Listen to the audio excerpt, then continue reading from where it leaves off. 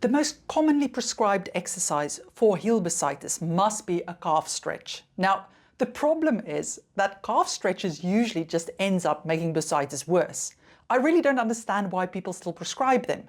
So in this video, I'm going to explain why a calf stretch is not a good idea when you have heel bursitis, and also what you can do instead to help your pain settle. For those of you who don't know me, my name is Maryke.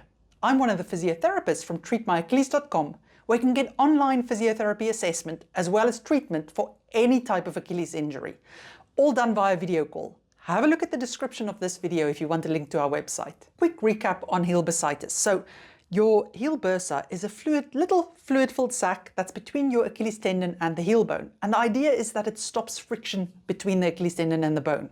Now, you get heel bursitis when something irritates that bursa and it causes it to become inflamed and painful and swollen. Now, the typical exercise that people prescribe for heel bursitis is the calf stretch or Achilles tendon stretch. It's any stretch where you take your foot into a position that your toes or your front of your foot moves closer to your shin bone. You can do them in standing, you can do them by pulling a band around your foot, pulling that towards you, or sometimes dropping over the side of a step. Why are people prescribing calf stretches or Achilles tendon stretches when you have heel bursitis? Well, it's because they think that perhaps you have a very tight calf or Achilles tendon that's squashing the bursa and that caused the injury. Now, yes, that sounds very logical, and your calves and Achilles tendon may feel tight when you have heel bursitis, but that theory is not supported by the research. It's not shown as a cause for bursitis. The reason your calves feel very tight when you have bursitis is because they get irritated from the pain at the heel.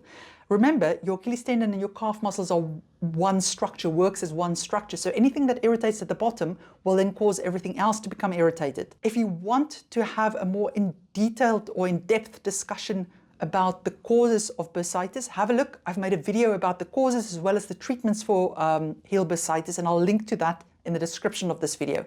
I'll also put links to research in there. Okay, so why do calf stretches actually make heel bursitis worse? Well, if you think of the position you're taking your foot into, you're pulling the Achilles tendon tight across that bursa that's already inflamed and irritated.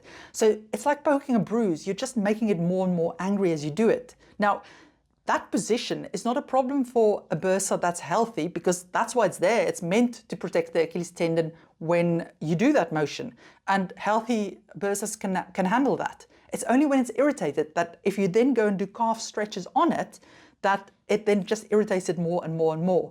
And typically we'll get a message via YouTube, or somebody will email in and say they're really, really worried because they've gone to see a clinician and they've been given these stretches and they've been doing them diligently, but their pain is just getting worse. And then typically they start thinking that that must mean that something really bad is wrong with them and they may need surgery or something drastic like that. But in truth, all they need to do is stop stretching and the pain will actually start to disappear. Now, it's absolutely fine if you don't believe me. In fact, it's good to be skeptical about advice. So I would suggest, if you've been given these stretches to do and your pain is not settling, test it. So what you do is you stop doing the stretches immediately. And you don't just stop for 1 or 2 days and think, oh, that's not getting better. You need to give it at least 2 weeks because it needs time to calm down. But at the same time, you need to also try and eliminate other things in your life that's causing that stretch action. And the best way to do that is to not walk around in bare feet, but wear shoes with a little bit of a heel on them. So typical running shoes has a little bit of a heel on it, but you also want something that doesn't necessarily press into your bursa, because some people's bursitis can be so swollen at the back. So find a shoe that doesn't irritate it and that lifts your heel slightly, because that will take the stretch off it. Or you can put some heel raising inserts into your shoes. They're really cheap. They're only a couple of pounds off Amazon. I'll put links to those in the description of this video if you want to see what I'm talking about.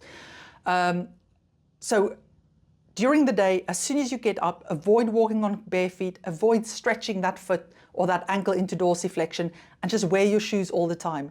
Think about how you're bending down, that you don't sit in positions where you're stretching that foot or you rest things on that. So you take care to try and take all stretch off it, and then observe how your pain reacts.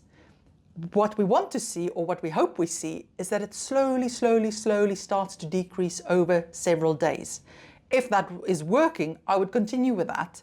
And if you want more advice about what treatments to do and what treatments really works for bursitis, have a look. I've made a really detailed video about that. I'll link to that in the description of this one. Okay, so what exercises can you do for heel bursitis? Well, to be honest, if you have really, really tight calves, one of the best things you can do is foam rolling or massage gun, but on the calves, not on the bursa or that painful area, because you want to release the calf muscle, but you don't want to have more pressure on the bursa. I have actually made a video about foam rolling for Achilles tendonitis, and the same principles apply, so I'll link to that one in the description of this one as well. Then when it comes to strength training and those type of exercises, to be honest, if you have plain bursitis, you don't actually need anything like that, because with Achilles tendonitis or tendinopathy, yes, you have often got a strength deficit and that's the cause. But with heel bursitis, there's often, especially if it's not been going on for too long, there's not a strength deficit. So you don't really have to do strength training exercises. It's more about just calming this inflammation down and getting that bursa to settle and then slowly easing into your activities. But have a look at that video that I've made about treatments, because you'll see that every case is a little bit different and I share a lot more ideas in there. Brilliant. Hope you found this useful. Now remember, if you need more help with an injury, you're welcome to consult one of the team via video call. The link to the website is in the description of this video.